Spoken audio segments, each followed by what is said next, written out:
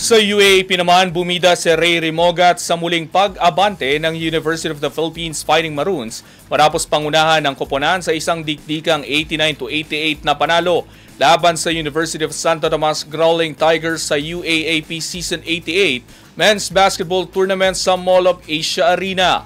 Ang ibang detalye alamin sa eksklusibong pag-abante ni Jonas Lavarias. Sports Now. Sports Now. Exclusive.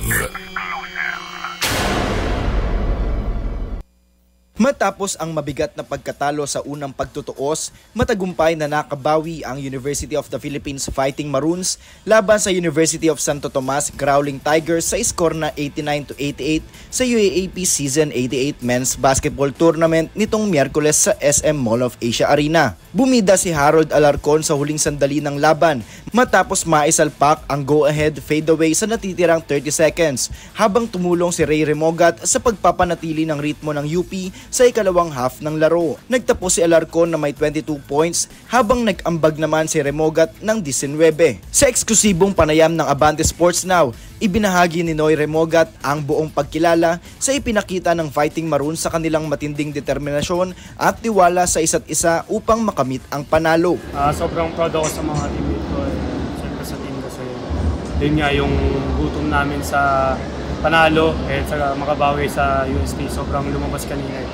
Natutuwa ako kasi kahit na ang daming ups and downs na nangyari kanina, walang sumuko sa team, kahit isang player saan walang sumuko, hindi nagtiwala, lahat ng tiwala. Itinuturing ng Maroons ang panalo bilang matamis na pagbawi matapos silang matambakan ng UST 87-64 noong September 21 sa pagbubukas mismo ng season. Sa unang pagharap ng dalawang koponan, nagtala lamang ng 5 puntos at isang assist si Remogat, kaya't malaking hakbang para sa kanya ang maayos na performance sa rematch. Gayunman, aniya, hindi nagigil o pagbawi ang naging motibasyon niya sa laban. Kanina naman mentally ko, wala naman ang gigil sa kabawi.